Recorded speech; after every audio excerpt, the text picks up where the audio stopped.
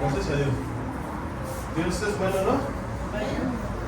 Cada día, como dijo los hermanos Israel, que cada día son nuevas sus misericordias y cada día puede ser un nuevo día nuevo para nosotros, sus hijos, para hacer muchas cosas para Él, ¿sí? Si tú le fallaste o has sido negligente en tu compromiso con Dios el día de ayer, el día de hoy lo puedes hacer. ¿Sí me explicó? Si ayer fallaste, si ayer fuiste negligente, el día de hoy puedes comprometerte con Dios. ¿Amén? Vamos a hacer una oración y vamos a compartir el mensaje del día de hoy, ¿de acuerdo? Ok, cierra sus ojos. Gracias, te damos, Padre. Gracias, Señor, por tu amor, tu misericordia para con nosotros, Señor. Nosotros disfrutamos tus bendiciones, disfrutamos tu presencia, disfrutamos tu favor todos los días. Y, Señor, eso es algo que la verdad, Señor, complace y sacia nuestro corazón, porque muchas veces buscamos en todos lados menos en ti lo que realmente va a llenar nuestro corazón.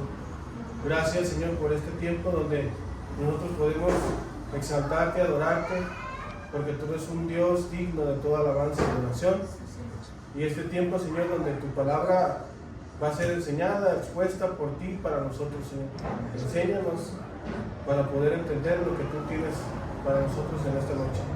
Te lo pedimos y te damos las gracias en el nombre de Jesús. Amén. Pues entonces vamos a comenzar. El título de esta enseñanza es Dios perfeccionará su obra. Amén.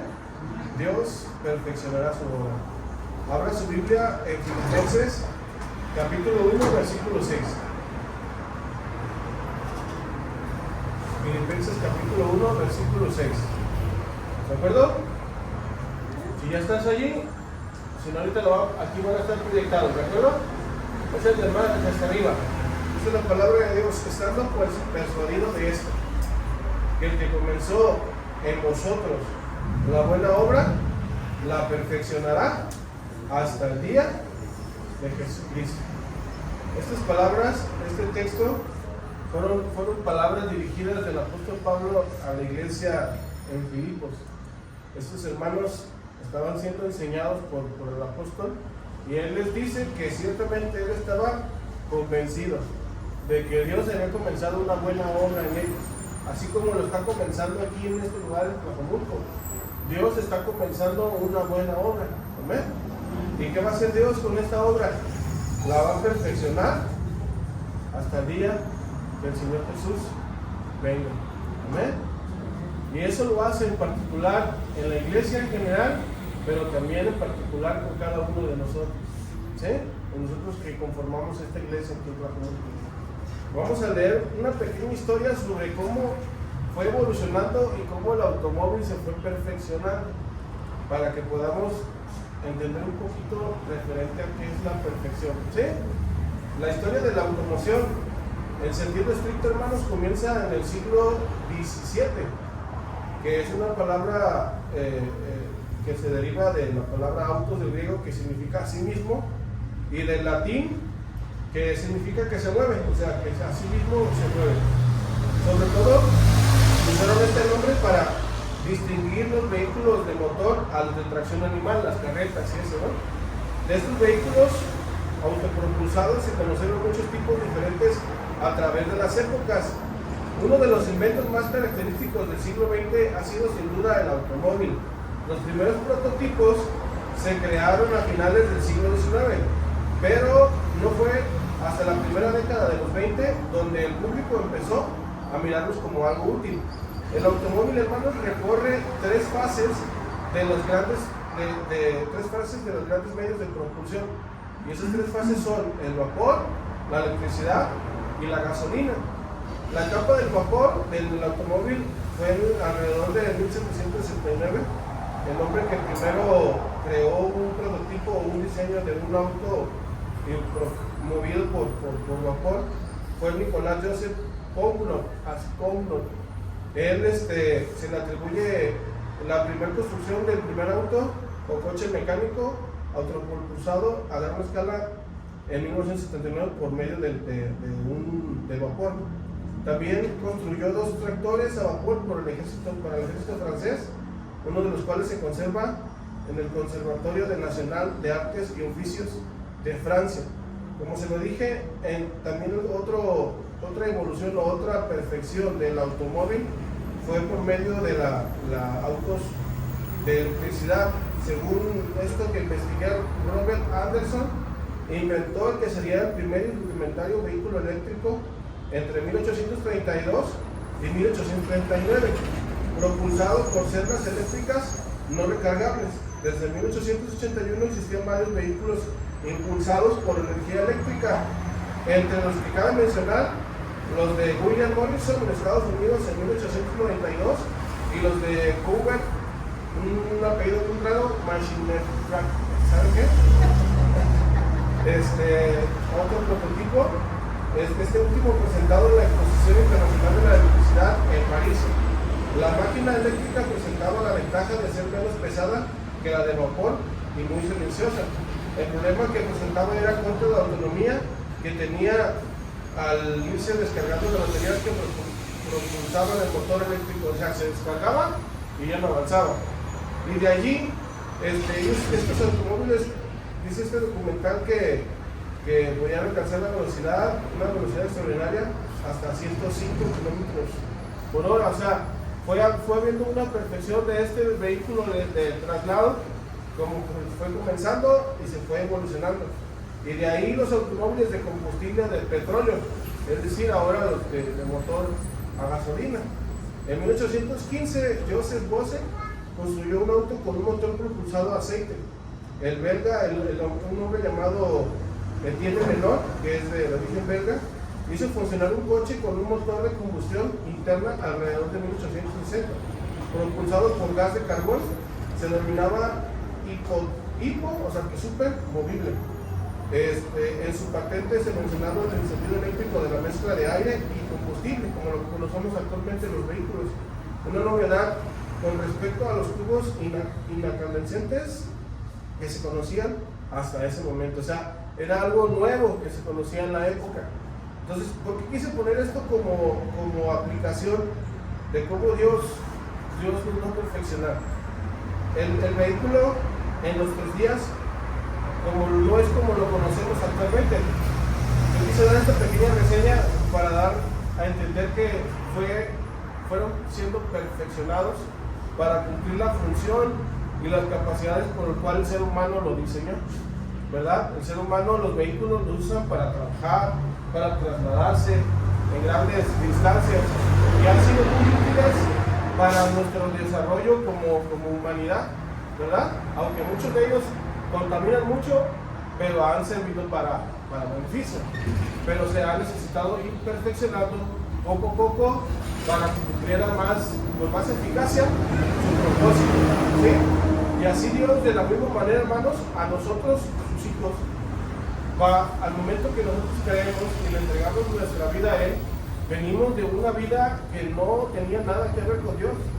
Teníamos caminos lejos de Dios, pensamientos ajenos a los de Dios, teníamos ideas muy distorsionadas de Dios. Entonces, por eso Dios va a comenzar y ya comenzó esa buena obra en nosotros, que nos va a perfeccionar cada día, cada hora, cada minuto, cada segundo que pase de nuestra vida. Amén. Eso es que nosotros lo tenemos que saber y lo tenemos que entender como creyentes. Leímos Filipenses 1:6 y dice: estando persuadido de esto, que el que comenzó en vosotros la buena obra, la perfeccionará hasta el día de Jesucristo. La palabra perfeccionará significa llevar a cabo. O sea, que Dios va a llevar a cabo ¿qué? En la perfección, el cumplimiento total de la obra que Él tiene en su vida y en la mía, hasta el día que Él venga o el día que nosotros partamos de este mundo. Cuando nosotros podemos entender esto, de esta palabra, sí dice tal cual en su original, que nos tiene que llevar hacia la perfección. O sea, vas de menos a más, de ser inmaduro a hacerte maduro, de serte torpe a hacerte lo opuesto de torpe. ¿Sí? O sea, hablando en el sentido espiritual, ¿sí? Hablando en las cosas que tienen que ver con los caminos de Dios. Porque lo voy a repetir, nosotros venimos de una vida desordenada, descontrolada, donde Dios nos rescató, ¿verdad? Ahorita que estábamos en la alabanza,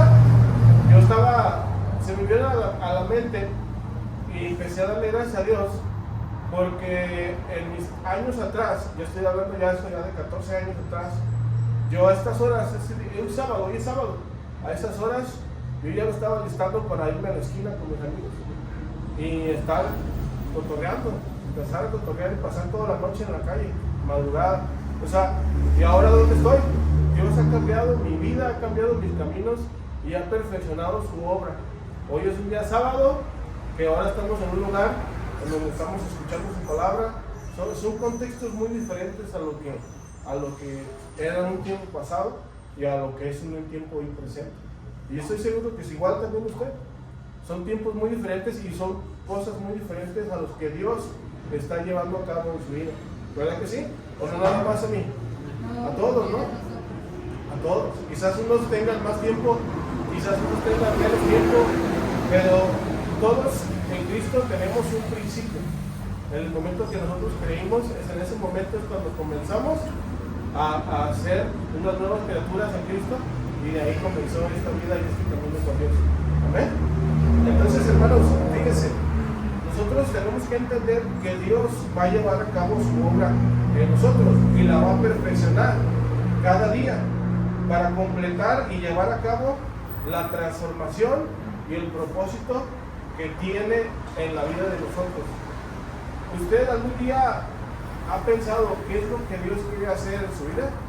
¿Qué es lo que Dios tiene planeado y quiere hacer con su vida?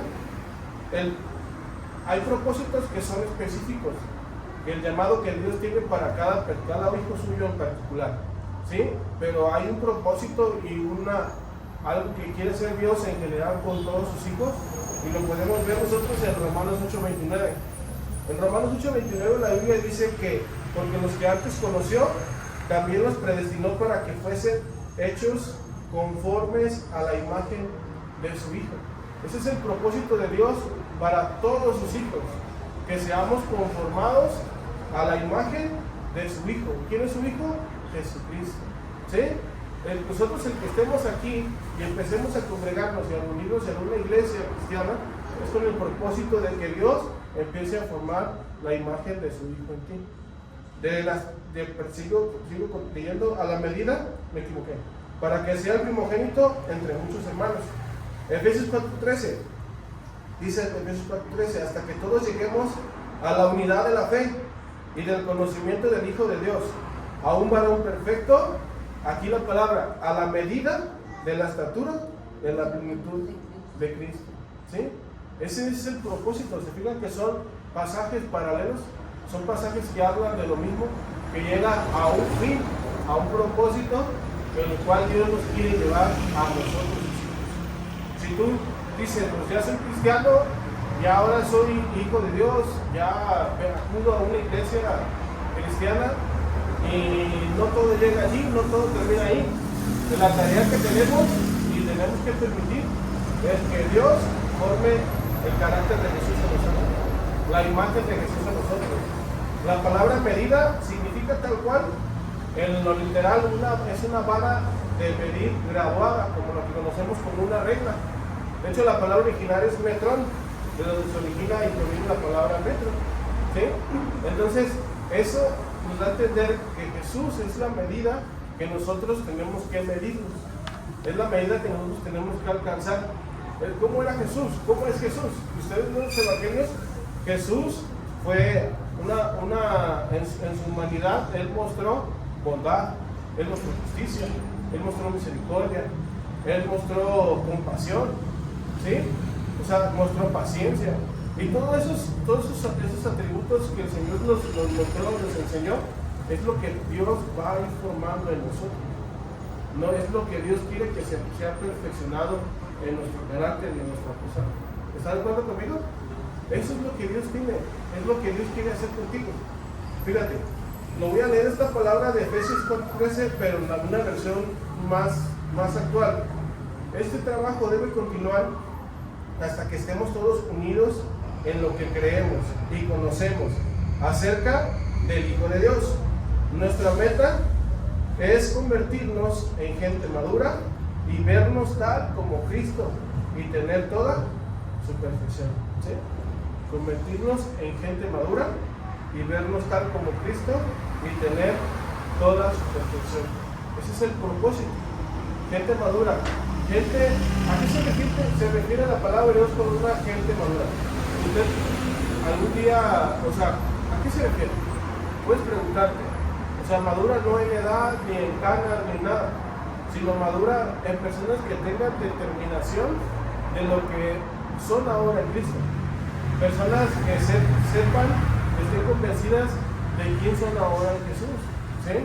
Una persona muy cristiana maduro reconoce la autoridad de Dios y por lo tanto se somete a Dios, ¿verdad? Una persona madura reconoce el poder de Dios y si hay una prueba o una aflicción, sabe que Dios va a responder a favor de él. Una persona madura, si tiene un compromiso con Dios, ese compromiso él lo va a cumplir, porque es todo lo contrario a un niño, a una persona que no es madura, que no ha llegado a esa madurez, sino que no se compromete, juega con el papel, juega con las actividades y con sus tareas. ¿Sí me explico? Eso es a lo que Dios quiere llevarnos, a que crezcamos, a que no seamos, como dice la Biblia, niños fluctuantes. Un niño fluctuante es que lo puedes convencer con cualquier cosa que tú sabes que le gusta y le agrada, y con eso tú lo vas a hacer como quieres. ¿Sí? Por ejemplo, mis hijos me dicen: papá, si yo me porto bien, ¿tú me dejas salir a la calle? Yo le digo: es que no necesitas portarte bien para salir a la calle. Portarte bien es tu deber. Obedecer y hacer tu tarea es tu deber. Entonces así no podemos ser nosotros así con Dios. A veces podemos pensar: Señor, si yo hago esto, ¿tú me das esto? O sea, como si fuese te doy y recibo, te doy y recibo.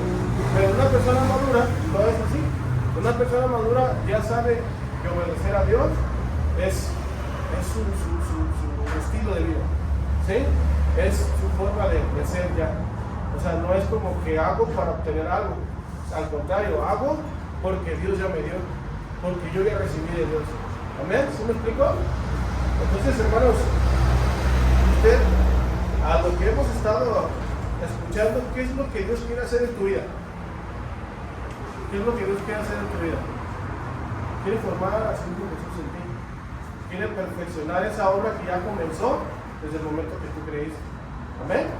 Y la pregunta es: ¿estoy subiendo a esa perfección, a ese trato, a la obra que Dios comenzó en mí? ¿O estoy a tirones como los burritos cuando no quieren avanzar, ¿verdad? ¿Se has visto un burro cuando no quiere avanzar? ¿Cómo es?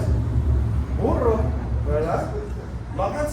No avanza porque se queda parado y no, aunque lo jales, aunque lo patees, aunque le eches agua caliente, no se mueve, ¿verdad?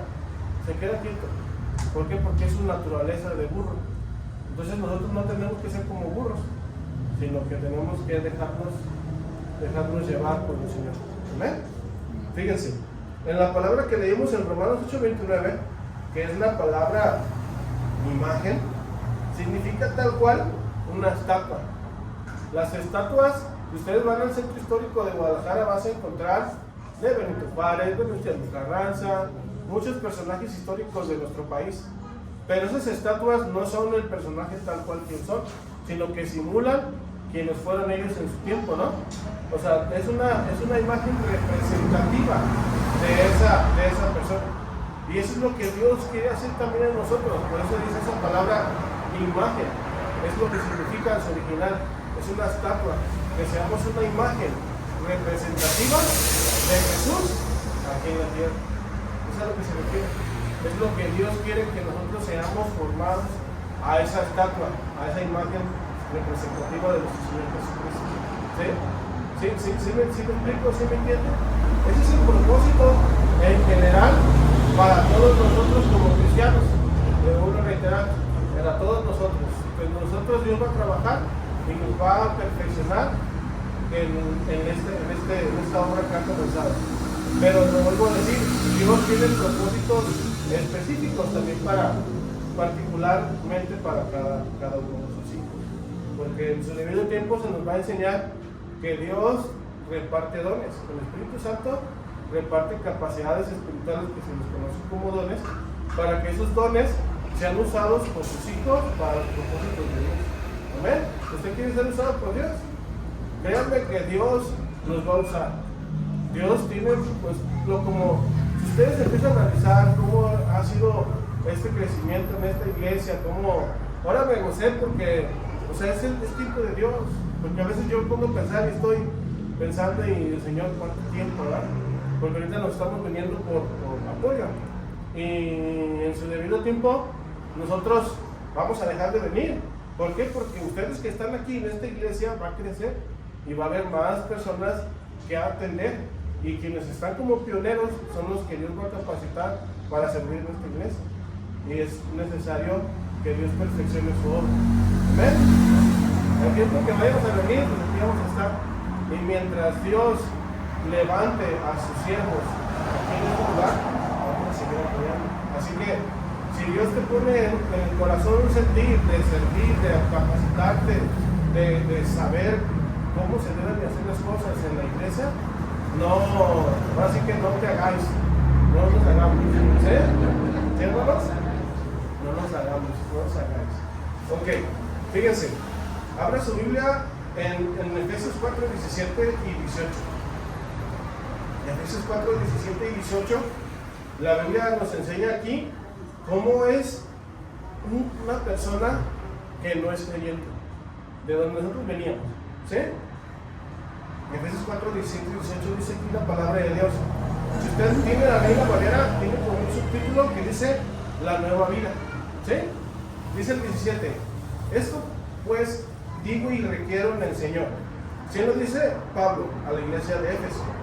Que ya no andéis, o sea, andéis es sinónimo, ya no vivan como los otros gentiles que andan en la vanidad de su mente. Ahí está una característica. O sea, andar es vivir en la vanidad de su mente. Otra, el 18, teniendo el entendimiento entenebrecido, otra característica. 3, ajenos de la vida de Dios, ¿por qué? Por la ignorancia que en ellos hay. Y el cuarto, por la dureza de su corazón. ¿Sí? Eso es, aquí está describiendo el apóstol Pablo a las personas no creyentes, a las personas que no conocen a Dios. El creyente ya no debe de ser así.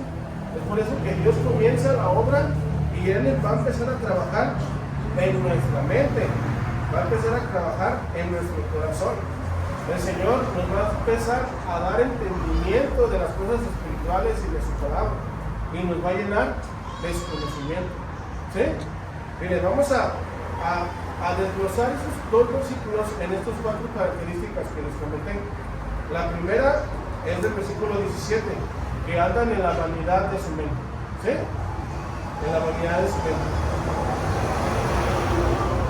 Dice la palabra de Dios: esto pues digo y requiero en el Señor, que ya no andéis como los gentiles, como los otros gentiles que andan en la vanidad de su mente. La palabra vanidad significa inútil, así tal cual, inútil. O sea, que la mente de una persona que no es nacida de nuevo y que no es de Dios, su mente es inútil. ¿Cómo que es inútil? No piensa, no razona, no resuelve, sí, pero es inútil en cuestión de la justicia y de las cosas de Dios. ¿Sí? Porque su mente está corrompida, su mente está distorsionada de la percepción de cómo Dios ve las cosas. Es por eso que es necesario que a nosotros, cuando creemos en Jesús, también nuestra mente sea restaurada, nuestra mente sea renovada. ¿Sí? Fíjense, aquí la palabra mente, sí, así tal cual, pues es publicado, no hay cambio, es mente, que es la palabra nous. Pero esta palabra denota, hablando en lo general, el asiento de la conciencia reflexiva, o sea, lo que te hace reflexionar como ser humano, a diferencia de los animales que no tienen esa capacidad. Nosotros tenemos la facultad de la percepción y la comprensión y los sentimientos, el juicio y la determinación. Es lo que dice el diccionario. O sea que la mente es donde nosotros como seres humanos podemos decidir, podemos pensar, podemos reflexionar, podemos hacer lo que los animales no hacen, ¿verdad? Ellos lo hacen por instinto. Pero, lo vuelvo a repetir, sin Cristo, sin Dios en nuestra vida, nuestra mente es inútil según la Biblia. La palabra de Dios nos enseña que la mente de quienes no han sido transformadas por Dios, por Él, no sirve y es inútil. ¿Por qué no sirve? Porque es inútil en cuanto a la percepción de Dios y de las cosas de Dios, de la justicia, en cuanto a tener el buen juicio, en cuanto a tener determinación. Vamos a poner un ejemplo, el ejemplo que ahorita ya está legislado en la mayor parte de los estados de nuestro país, el aborto. El aborto, ya las personas, mujeres, si ellos deciden, pueden abortar a su bebé, que ellas le llaman producto. ¿Por qué producto? Porque buscaron la justificación para que no atente contra la conciencia. O sea, si dices bebé y lo voy a abortar, pues ¿qué estás haciendo? Vas a matar a un bebé. Pero si dices al producto, pues el producto de la canasta básica, ¿o qué? ¿Sí? O sea, eso es lo que hace para que la conciencia no sea transgredida y la gente lo haga con la libertad. ¿A qué voy con este ejemplo? El ser humano con su mente determinó, enjuició y reflexionó sobre el tema y nos vamos a legislar. Al fin y al cabo, las personas tienen derecho sobre su cuerpo, ¿verdad? Y hacen esa legislación, y actualmente una mujer puede hacerlo si quiere. Si ella está en su voluntad, lo puede hacer. Porque la mamá simplemente se puede justificar de que no lo quiere tener. No quiero tener al bebé, al producto, y lo voy a abortar. Y ya legalmente, pues ya no la encarcelan, ya no la procesan judicialmente porque ya no es considerado como un delito. Porque ellos dicen que hasta cierto tiempo de la gestación no es considerado un bebé. O sea, sigue siendo un ser que está vivo, pero no está vivo. ¿Verdad? ¿Verdad que eso suena ilógico? O sea, es un ser, o sea, como que entonces sí está vivo o no está vivo, ¿verdad? Pero podemos ponerlo todavía aún más, o sea, como más extremo. Si este bebé o este embarazo es producto de una violación, ¿sí? O sea, dices, ¿ahí qué pasa? ¿Está bien o está mal que lo aborten? O sea, a la mente y a la percepción y al juicio de la mente humana, pues dices, no, pues está bien, porque es un acto que fue contra su voluntad, fue una agresión que va a llevar siempre toda su vida y así, ¿no? O sea, dicen, no hay bronca, que sí lo haga, por el bienestar de ella y por el bienestar del niño, porque cuando el niño crezca, van a decirle que es resultado de una relación, o sea, son muchos argumentos que vienen de la mente inútil del hombre sin Dios, ¿sí? Pero cuando tú te alineas en respecto a la voluntad de Dios y a su palabra, le pregunto, hermano, ¿es aprobado este tipo de actos? Como que haya sido una violación. ¿Verdad? No, porque el que determina sobre la vida, ¿quién es? ¿Es Dios? La palabra de Dios dice que es el que da el sustento, la vida y todas las cosas. O sea, Él es el que nos dio la vida a nosotros. Y a ese bebé se dio la vida. Fíjense, nosotros el ser humano puede dictar juicios bajo su propia razón y bajo su propia percepción y juicio. Inútil, lo voy a reiterar, inútil. Y lleva a cabo malos juicios, ¿sí? En ese contexto de lo que estoy hablando. Si nosotros podemos preguntarnos y pensar, ¿dónde están basados los juicios de los hombres siempre? Y siempre, lo digo siempre, siempre se basan y su impulso son sus emociones. El hombre siempre dicta juicio sobre su emoción, ¿sí o no? El ejemplo del rey David, ¿se acuerdan? La Biblia habla que fue el profeta Natán y le contó una historia de un hombre que tenía muchos animalitos, ¿verdad? Y esos animalitos, tenía otro hombre, solamente uno. Pero el que tenía mucho fue y le quitó su animal al que tenía nada más solo. Y se lo quitó y ¿sí le dice la Biblia? No me acuerdo qué animal es. ¿Un cordero? ¿Una vaca? ¿Una abeja? Por eso dije animales porque no me acordaba qué animal era. ¿Sí? Pero aquí el propósito es la historia. O sea, él sabía, el contexto es de cuando el rey David había tomado la esposa de Urías. Él tenía muchas mujeres. Y él había tomado una mujer ajena. Una mujer de un hombre que ya estaba casado. O sea, eso es lo que estaba diciendo de Dios. Pero él no sabía que Dios estaba hablando de él, ¿verdad? ¿Y cuál fue el juicio del rey David en ese momento? El tal, bueno, el tal merece juicio. ¿Por qué? Porque él dictó juicio conforme a su emoción, conforme al coraje y la ira que él sintió al escuchar esa historia, ¿verdad? Entonces fue cuando le dijo el profeta Natán, pues ese eres tú. Pues imagínate la impresión que llegó a él. O sea, y así el hombre dicta siempre juicios bajo su emoción. Es por eso que Santiago 1:20 dice que porque la ira del hombre no obra la justicia de Dios. ¿Sí? ¿A qué se refiere este texto? Este texto se refiere a que tú puedes tomar justicia por tu propia mano, si alguien te hizo algo. Pero tú vas a dar, o puedes dar más, o puedes dar menos de lo que corresponde al hecho. Pero si nosotros obramos en la justicia de Dios, esperamos el pago de Dios, Dios va a dar el pago merecido, el pago exacto. Es lo que significa. Entonces, una mente inútil, una mente que no ha sido renovada por Dios, esa siempre va a dictar juicios y va a determinar bajo sus emociones. Y las emociones que no son pasadas por la palabra de Dios siempre tienden a cometer errores.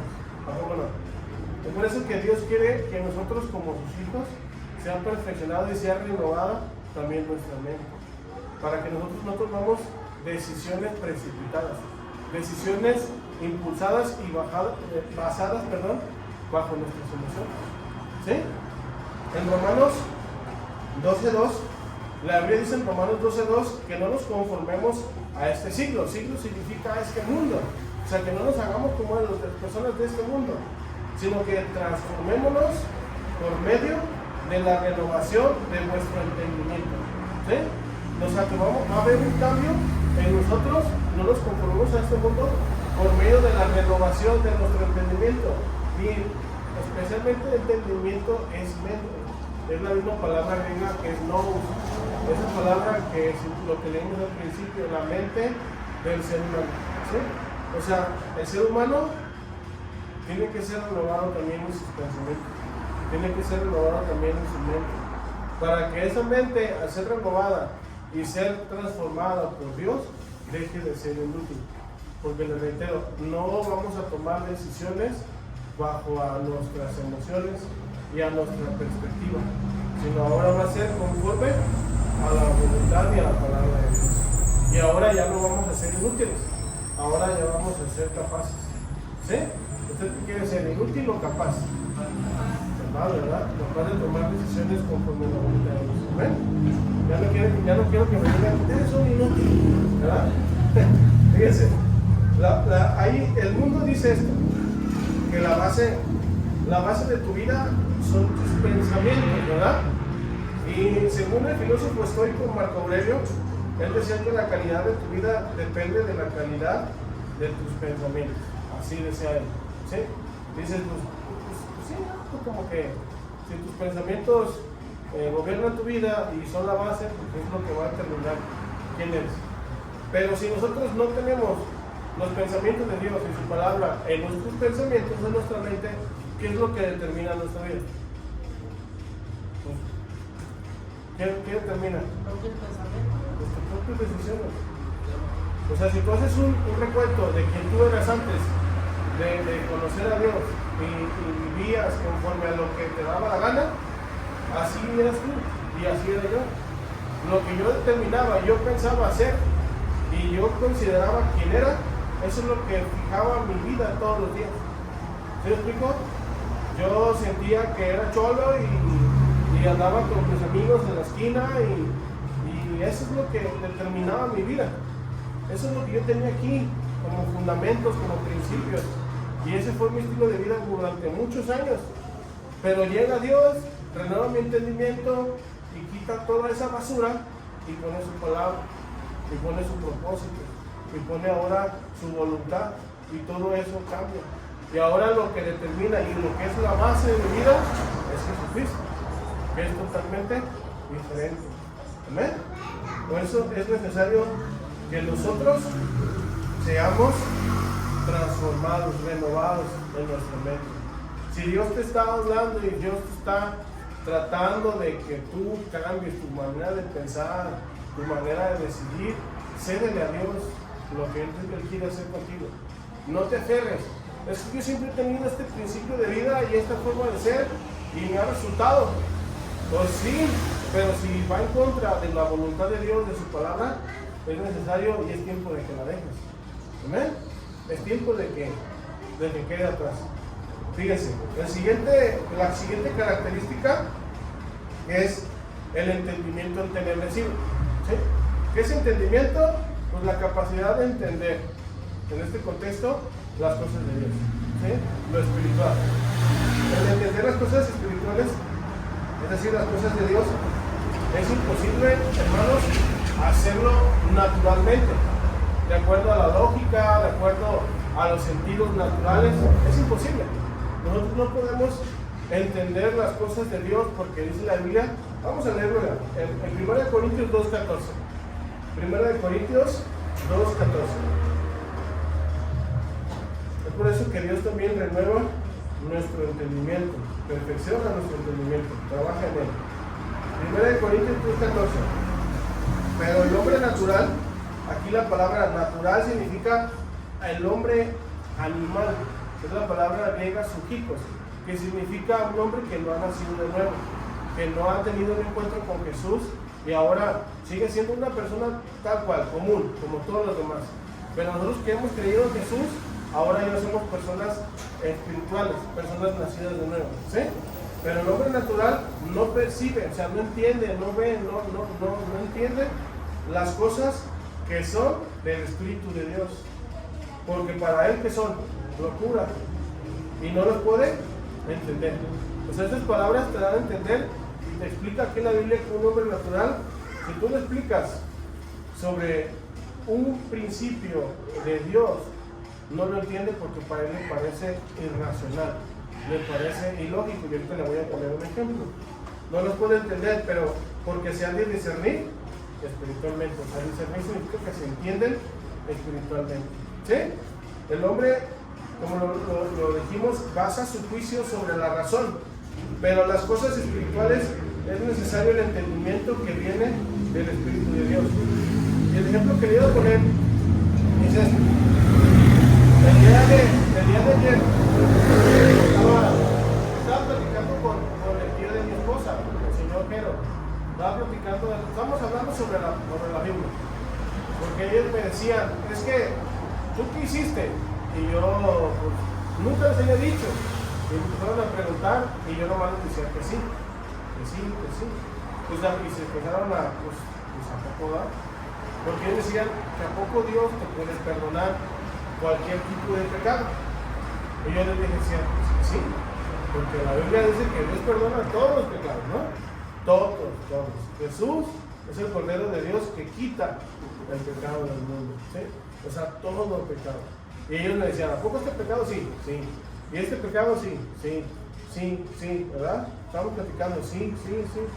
Entonces me dijo el tío de mi esposa, vamos a ver un caso como en esta situación. ¿Qué pasa? Dice, es una persona malvada, perversa, homicida, pederasta, que dañó a muchos niños, así me dijo. Pero si se arrepiente, ¿Dios lo perdona? Y le dije, sí, porque Dios perdona a las personas si se arrepienten en verdad. Pero ¿qué pasa con todo lo demás que sucede? Me dice él a mí, me pregunta, porque él dice, yo no creo que Dios lo perdone, porque todo ese daño que hizo, ¿dónde queda? O sea, el daño está, el daño no es irreversible, ¿verdad? El daño está allí. Pero ¿qué pasa? Yo le dije, de acuerdo a la Biblia, Dios nos perdona, ¿sí? Pero las consecuencias, pues ahí van a estar. Porque las familias, no, y dice, es que las familias no van a aceptar que él sea perdonado, que él den paz con Dios, y ellos no tienen paz porque tienen ese rencor en contra de la obra de esa persona, ¿sí?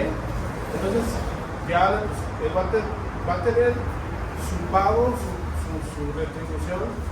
Ahora sí, él es perdonado, sí, pero si una persona, un padre, una madre, poniendo un ejemplo, o sea, del tema que estábamos hablando, o sea, que el ejemplo tan extremo que me puso él, si ellos toman justicia por su propia mano, pues él va a pagar por medio de mano de ellos lo que él hizo, pero Dios lo perdonó.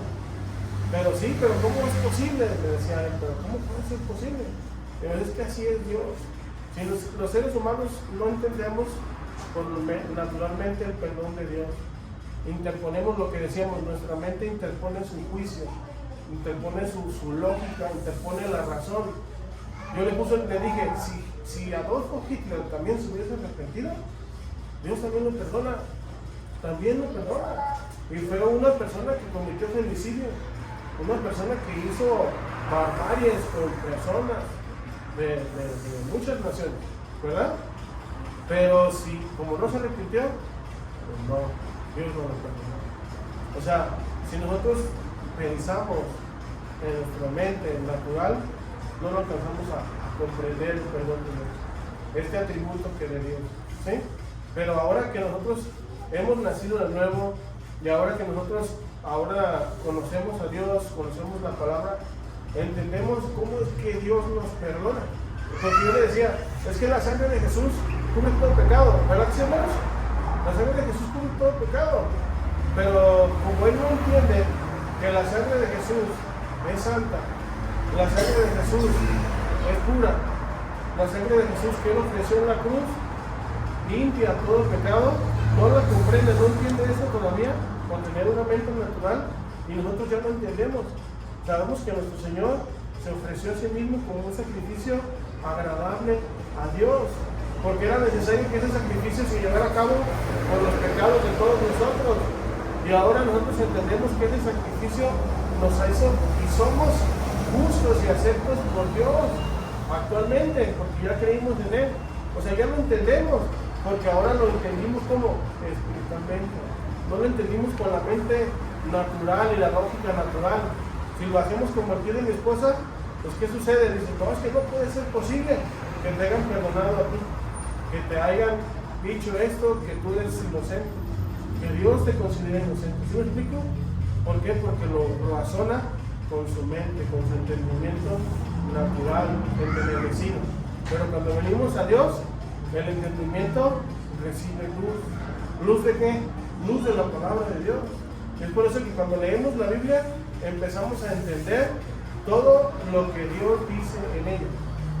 El ejemplo que estamos diciendo, el sacrificio de Jesús. Empezamos a entender la sangre santa que tiene Jesús para limpiar todo el pecado. O sea, no fue cualquier sangre la que se derramó en la cruz, sino fue una sangre limpia y santa y sin pecado que Dios aceptó y ahora nos limpió. ¿Amén? O sea, eso es lo que Dios quiere hacer a nosotros, darnos un entendimiento de su palabra. Es por eso que nosotros tenemos que ceder a que Dios nos empiece a perfeccionar. En Efesios 1:16 al 19, la palabra de Dios dice que no ceso de dar gracias por ustedes, haciendo memoria de ustedes en mis oraciones, para que el Dios de nuestro Señor Jesucristo, el Padre de gloria, os dé espíritu de sabiduría y de revelación en el conocimiento de quién, en el conocimiento de Él, de Dios, alumbrando los ojos de vuestro entendimiento, para que sepan, fíjense, la palabra aquí clave es para que sepan cuál es la esperanza a que Él os ha llamado. ¿Sí? El entendimiento que Dios nos da para entender la Biblia, hermanos, no es para almacenar nada más palabras de la Biblia en nuestra retención, sino es para que nosotros sepamos. ¿Qué debemos de saber? ¿Qué es lo que Dios quiere que sepamos? ¿Qué es lo que Dios nos ha dado? ¿Qué es la esperanza a la que nos ha llamado? ¿Y cuáles las riquezas de la gloria de su herencia en los santos? Todo lo que hemos recibido de Dios, todo lo que hemos recibido al creer en Cristo Jesús. ¿Sí? Pues nosotros, si usted se pone a investigar y a leer la Biblia y a leer las doctrinas básicas de la salvación, usted va a entender muchas cosas de ahora quién es en Jesús. Usted en Jesús es santo, porque Jesús nos santifica. Usted en Jesús es justo, porque Jesús te justifica. Usted en Jesús ahora es esclavo también, porque Jesús te redimió de la esclavitud del pecado para que ahora seas esclavo de él. En Jesús ahora tú eres libre, porque Él te redimió del enemigo. ¿Sí? Ahora en Jesús tú eres hijo de Dios, porque Él llevó a cabo tu adopción por medio de su sacrificio. Todos esos son los beneficios de que Dios nos ha dado a través de su Hijo Jesús. Y nosotros Dios quiere que lo sepamos. Dios quiere que tu entendimiento sea alumbrado, tengas luz y comprendas todas esas riquezas que ahora tú posees, para que tú no seas un cristiano que dude, un cristiano que no tenga determinación, un cristiano que tenga su pensamiento diferido en dos, su camino partido en un momento en un lugar y otro momento en otro lugar. O sea, que tengas ya una visión de quién eres, un entendimiento de quién eres y hacia dónde vas. ¿Sí?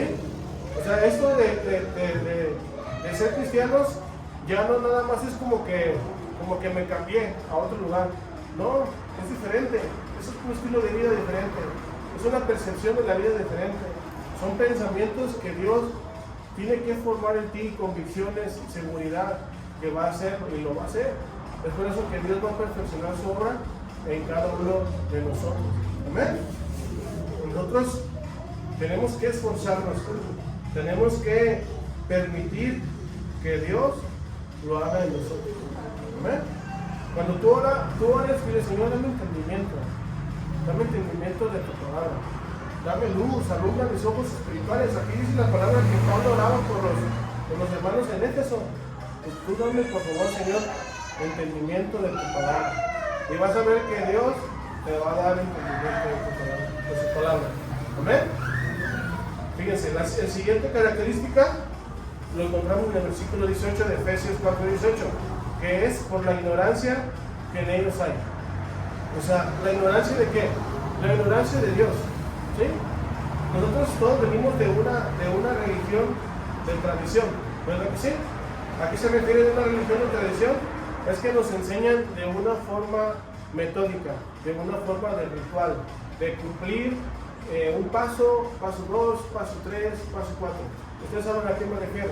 En todas las eucaristías, uno le llama eucaristías, ¿verdad que sí? O sea, primero el bautismo, de allí primera comunión, confirmación y así, para que cumplas todas las eucaristías, y por medio de ello, ¿qué sucede?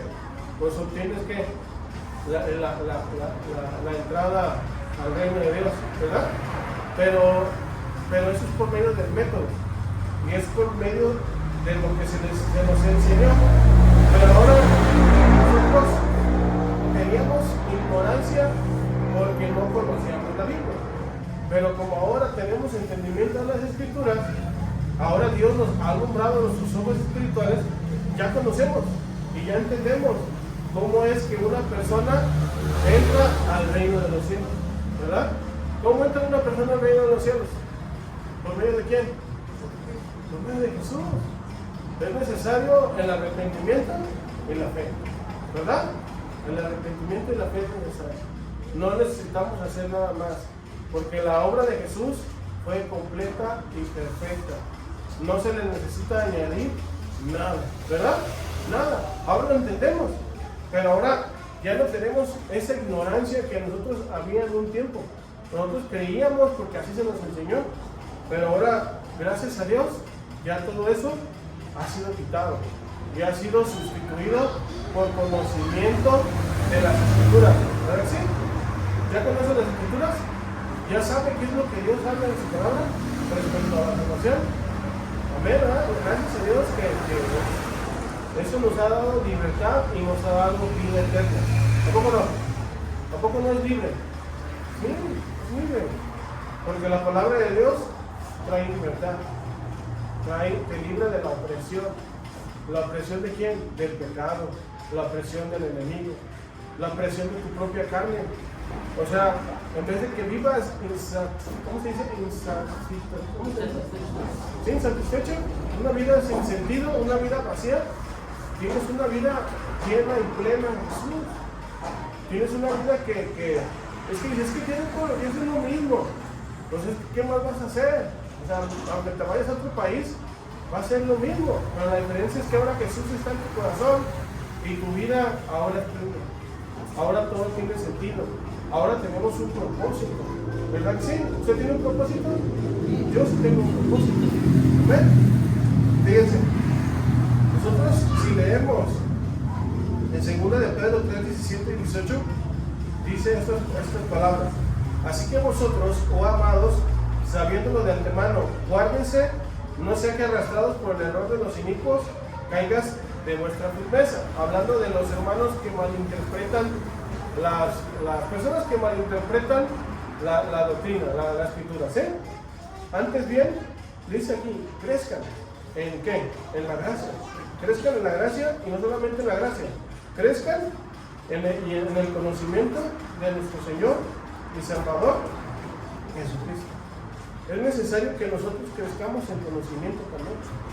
Dios, al darte entendimiento y ahora darte luz, te va a dar conocimiento. El conocimiento no es malo como muchas personas creen, que malinterpretan el texto de Corintios que dice que la letra mata más el espíritu vivifica, ¿verdad? Que lo sacan de contexto. El conocimiento es indispensable para un hijo de Dios. El conocer la Biblia es indispensable para un hijo de Dios. Si nosotros no conocemos las armas que Dios nos ha dado para combatir al enemigo, a nuestra carne y al mundo, ¿cómo nos vamos a defender? Si nosotros no conocemos la voluntad de Dios en las palabras de Dios, ¿cómo la vamos a cumplir? Si nosotros no conocemos la doctrina de la salvación, la similitud, ¿cómo la vamos a transmitir? ¿Cómo la vamos a explicar a otras personas?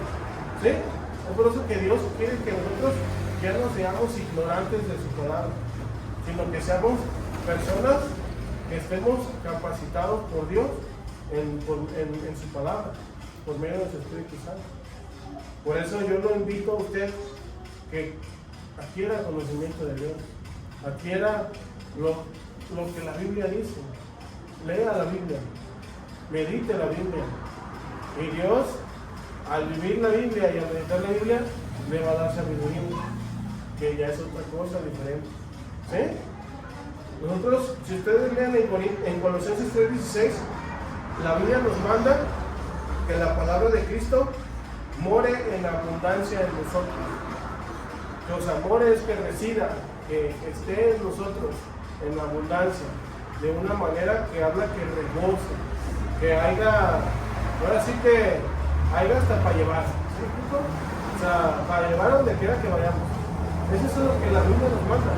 Es necesario conocer, es necesario tener ¿qué? Conocimiento. ¿Ven? Dios quiere darnos conocimiento. No recuerdo qué parte de la Biblia, si esto sea, Dios le reprochó a su pueblo que su pueblo pereció por falta de conocimiento. El pueblo de Israel se desvió por falta de conocimiento de Dios. Los sacerdotes que tenían la tarea de enseñarles, no les enseñaron, no les hablaron la Biblia. ¿Y qué pasó? Pues el pueblo se desvió, se fue tras los ídolos, se fue a hacer todo lo que Dios dijo que no hicieron. Entonces, si nosotros conocemos la Biblia y conocemos la voluntad de Dios, lo que Él tiene aquí, nosotros no lo vamos a hacer. Nosotros vamos a caminar lo más recto con Dios, ¿verdad? ¿Amén? Y por último, porque viene la lluvia, es un corazón duro. ¿Sí? Otra característica de las personas que no conocen a Dios es un corazón duro. ¿Sí? Dios no quiere que nosotros tengamos un corazón duro. Dios quiere que tengamos un corazón sensible. Un corazón duro tiene todo lo que caracteriza a los callitos. ¿Sí? Ayer me quitaron los callos y pues, tengo ahora sí mi piel liso. Mira, hasta siento la piel blandita. ¿Por qué? Porque el callo me hizo mi pie insensible. Me hizo mi talón, mi plante del pie duro. De hecho, hasta me encajé un vidrio y gracias a Dios y al callo no se me encajó hasta adentro. El callo recibió o sea, y eso aplicándolo a nuestro corazón. Si un corazón está duro, no recibe, no reconoce, no percibe. ¿Qué no percibe y qué no reconoce? No su pecado, ¿sí? No recibe y no percibe la palabra de Dios. Es como un caparazón que no permite que nada entre en él. Y esa es otra característica. Las personas que no conocen a Dios tienen un corazón duro, un corazón insensible ante los demás y ante Dios. Y los cristianos no se puede concebir un cristiano con un corazón duro, con un corazón insensible a Dios y hacia las necesidades de otras personas, ¿verdad? No se puede concebir. ¿Por qué? Porque el corazón, al ser moldeado y ser expuesto a la palabra de Dios, te hace más sensible y más blando a la verdad y a Dios mismo. ¿Sí me explico? Por eso nosotros podemos leer en Hebreos 3:13 que nosotros debemos de exhortarnos los unos a los otros cada día, entre tanto que se dice hoy, que para que ninguno de nosotros se endurezca por el engaño del pecado. ¿Cuál es nuestra tarea? ¿Cuál es nuestra obligación? ¿Cuál es nuestro compromiso, nuestro deber? Que el pecado, hermanos, no se nos señoree, que el pecado no resida en nuestra vida. O sea, que todo el tiempo te la pasas mintiendo, que todo el tiempo te la pasas codiciando, que todo el tiempo te la pasas maldiciendo. Eso es que el pecado resida en ti, que el pecado tome control de tu vida. Si tú vives el pecado, tu corazón se endurece, tu corazón se petrifica. Es como si le echaras un balde de agua a un saco de cemento. El saco de cemento, ¿qué le pasa? Es duro. Y por más de que tú no quieras nuevamente ablandar, no se puede. Pero aquí en el caso del corazón sí se puede. El que ablanda el corazón del hombre es Dios. Y es por medio de su palabra. ¿Sí? Dios, el corazón más duro, Dios lo quebranta y Dios lo humilla, lo hace entender. ¿Sí? Por eso, hermanos, es necesario que nosotros no permitamos un corazón duro. Dios quiere perfeccionarnos. Dios va a hacer una obra buena y está haciendo una obra buena en nosotros. Y lo vamos a repetir, en este lugar, en esta iglesia aquí en Tlajomulco, Dios ya comenzó la obra y la va a seguir perfeccionando. Va a seguir obrando en sus vidas, en sus corazones, porque Dios quiere que seamos cristianos maduros, cristianos que conozcamos su voluntad, que sepamos quiénes somos en Cristo, cristianos que no titubeemos entre mi derecha o mi izquierda, o sea, que sepamos a quiénes pertenecemos y a dónde vamos. ¿Sí, amén? Usted permita que Dios le hable y que Dios obre en su corazón, en su vida. No entorpezca la obra de Dios en usted. Ya por último le voy a compartir el Salmo 138:8 dice: Jehová cumplirá su propósito en mí. Tu misericordia, Jehová, es para siempre. No desampares la obra de tus manos. Jehová va a cumplir su propósito en usted. ¿Sí? No lo duden. Dios va a cumplir su propósito en usted. ¿Sabe qué es lo que va a estorpecer el propósito de Dios y su plan de Dios en su vida? El pecado. ¿Sí? El día que empecé con dolores en mi pie, porque se me empezó a entumir y empecé a tener problemas con él, y así yo tengo problemas con él, empecé más. Y yo le decía: Señor, que esto no me entorpezca para servirte. Y Dios me dijo: lo que me entorpece es tu pecado. Santifícate más. Busca mi voluntad. Eso es lo único que va a entorpecer que tú me sigas. Así, tal cual. Entonces nosotros, si no queremos que cese la obra de Dios en nosotros, no permitamos el pecado en nuestra vida. Amén. Amén. Pónganse sobre sus pies y vamos a darle gracias a Dios. Y vamos a darle gracias por su palabra. Amén. Señor, te damos gracias por tu palabra, Señor. Gracias porque tú nos hablas y nos enseñas tantas cosas que quizás ya sabíamos, quizás ya teníamos en cuenta, pero tú siempre nos recuerdas lo que tiene que estar presente en nuestra mente y en nuestro corazón.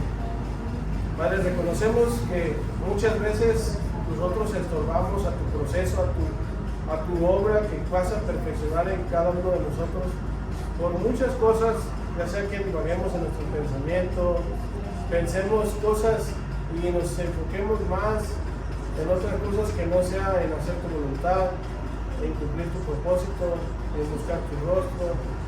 Señor, ayúdanos a ser sensibles, humildes, para que nos enseñes y cumplas y obre tu propósito en nosotros, Señor. Bendice a mis hermanos, bendice sus vidas, bendice sus corazones, bendice a cada uno de ellos, para que ellos sigan conociéndote más, sigan creciendo, Señor.